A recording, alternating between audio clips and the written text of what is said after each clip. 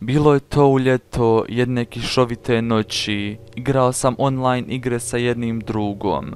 Pošto je moj drug bio ovisnik o igricama, počeo je i mene da uvlači u taj virtualni svijet igrica koje nikada nisam igrao. Sjećam se, jednom me dodao u neku grupu na Skype sa nekim likovima koji su isto tako igrali tu igricu. Nakon što me upoznao sa tim tipovima, rekao mi je da su oni dobri igrači i dobre osobe i da sa njima neću požaliti. Tako smo igrali i sve tako dok je moj drug prestao da igra sa nama. Ostavio me samim sa njima. Nakon nekoliko dana pozvali su u poziv jednu lijepu djevojku koja je imala lijep i umiljat glas. Neko vrijeme smo igrali zajedno igrice i stalno smo bili, ona i ja, u pozivu. Bilo mi je jako ugodno pričati sa njom. Godina je prošla i ja sam odlučio da se vidim sa njom, ali ona mi nije odgovarala na poruke. Samo se sjećam da mi je rekla da živi u Beogradu i da uvijek ide na more u Crnu Goru. Nisam znao kako da je pronađem, te sam odlučio da jednoga dana odem u Beograd i da je lično upoznam. Kada je u mom gradu prestala da pada tmurna kiša, koja je padala skoro 7 dana, kupio sam kartu i krenuo autobusom. Razgovarao sam sa drugom koji me također upoznao sa njom preko Skype-a. Rekao mi je da ne zna lično ni da njemu u zadnje vrijeme ne odgovara na poruke. Bilo je to jako čudno da djevojka sa kojom sam pričao stalno na Skype i šalio se sa njom da više ne odgovara nikome na poruke. Kada sam stigao u grad, uputio sam se u neki park. Bilo je olujno vrijeme i sklonio sam se u neko sklonište na kojem je bilo sigurno od pljuska. Kada sam upalio Skype na mom mobitelu, ona je bila na mreži. Pokušao sam joj napisati poruku, ali džaba, nije opet odgovarala.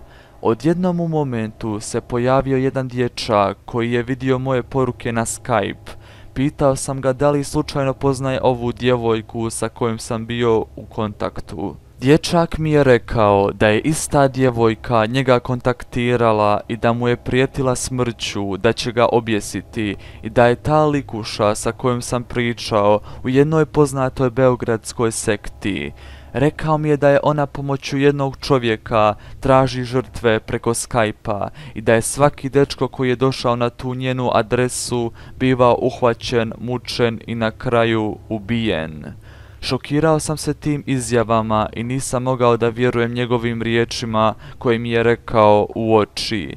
Otjerao sam ga, tog malog dječaka, i uputio sam se na autobusku stanicu.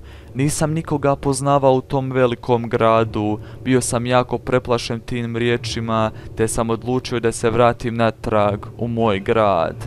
Vozio sam se autobusu sam, nikoga nije bilo pored mene niti tu.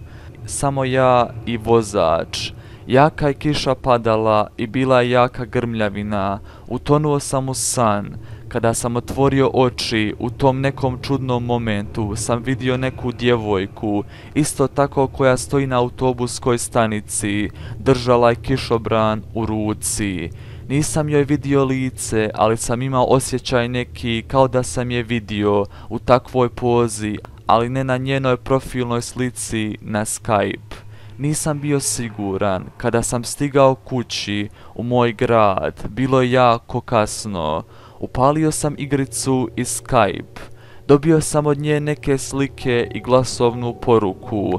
Slika koju sam vidio je bila ista kao što sam je pogledao kroz prozor, baš apsolutno isto sve.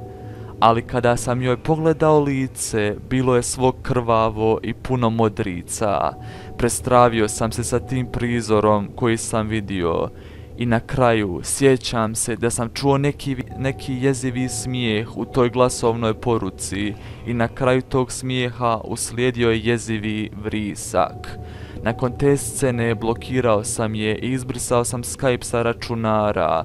Ujutro, kada sam jako rano išao po doručak, na svojoj zgradi sam vidio tekst na kojem je pisalo: dolazim po tebe u tvoj grad.